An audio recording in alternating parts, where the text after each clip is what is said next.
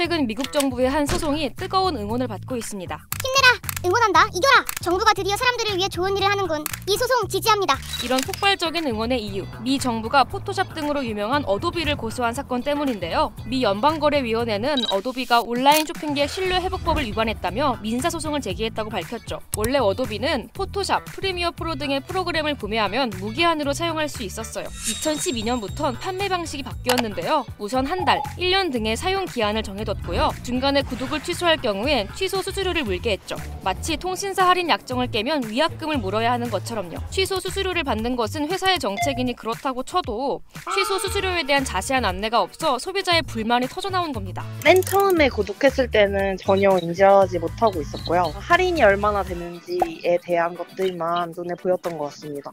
아니 어느 정도길래 소비자들이 취소 수수료가 있는지 모르는 걸까요? 이용자들의 이야기 들어봤어요. 구매 페이지를 보면 월 단위로 구독 금액을 보여주는데요. 당연히 월 구독료가 얼마구나 라는 생각을 하게 되죠. 이 금액이 괜찮다 하면 제가 파란 버튼을 누르게 되고요. 이 다음 페이지에서 아까 봤던 금액 외에 두 가지 옵션이 더 생겨요. 근데 확인을 해봤는데 원래 금액이 제일 저렴하고 원래 봤던 그 옵션이 또 디폴트로 이렇게 선택이 이미 돼 있어요. 그러니까 별 의심 없이 이제 진행을 하게 되죠. 굉장히 찰나의 순간인데 여기서 이제 사람들이 중요한 거를 놓치게 돼요. 월 단위 금액은 사실은 1년 약정이 전제되어 있는 할부 개념의 금액이거든요. 소비자들은 약정이 있다는 것을 모른 채 어도비와의 계약을 맺게 되는 건데요. 취소 수수료 부분은 작은 글씨로 안내되고 도구 팁을 누르지 않으면 상세한 내용을 볼 수 없죠. 이게 아주 조그맣게 연간이라고 적혀있는 부분이 있기는 한데 이걸 가지고 1년 약정이다라고 소비자가 내용을 파악하기가 너무나 어려운 거죠. 도구 팁을 누른다고 해도요. 14일 이후에 취소하면 취소 수수료가 부과된다고 안내되어 있을 뿐 취소 수수료의 액수나 계산 방법, 적용 제품에 대한 상세한 내용은 없어요. 취소를 결심한 이용자들은 상당한 금액을 물어내야 하죠.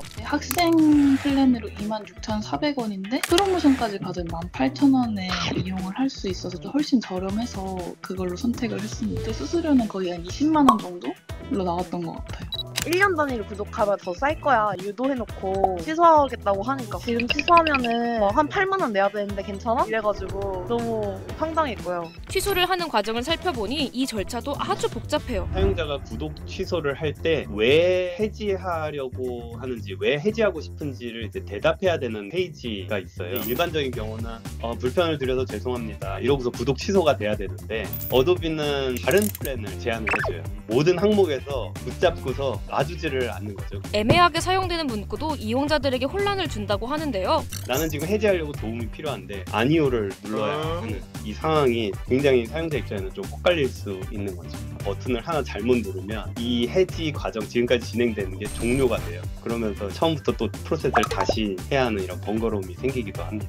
이러다 보니 인터넷에선 어도비 환불, 결제 취소하는 방법과 수수료를 덜 내기 위한 꼼수가 공유되고 있어요. 고객센터에 연락을 해서 싹싹 빌어라. 그러면은 수수료 안 내고 취소를 도와준다. 이래서 고객센터에 연락을 해서 I'm student, I'm very full 막 이러면서 구독을 취소하려면 이용자가 사정을 해야 하는데 어도비는 이런 불만에도 꿈쩍하지 않고 있어요. 어도비가 우리 업계에서 워낙 독점적인 존재이다 보니까 소비자도 알면서 어쩔 수 없이 구독을 해야 되고 끌려가는 입장을 교묘히 활용한 예라고 볼 수 있는 거죠. 디자인과 편집을 하려면 포토샵, 프리미어, 일러스트, 애프터 이펙트, 인디자인, 라이트룸 등을 써야 할 만큼 어도비가 해당 업계를 독점하고 있잖아요. 이런 독점권을 활용한 논란도 있었는데요. 유저들의 창작물을 AI 데이터로 사용하기 위해 자유롭게 접근할 권리를 요구했고 이에 동의하지 않으면 프로그램 이용이나 구독 취소를 할 수 없도록 했죠. 이런 방침에 지쳐 어도비와의 이별을 결심한 이용자도 많아요. 문제들을 알리면서 어도비 대신에 대체할 수 있는 사이트나 어플들을 정리해 놓은 사진 같은 게 있었어요. 그 수수료 문제도 있고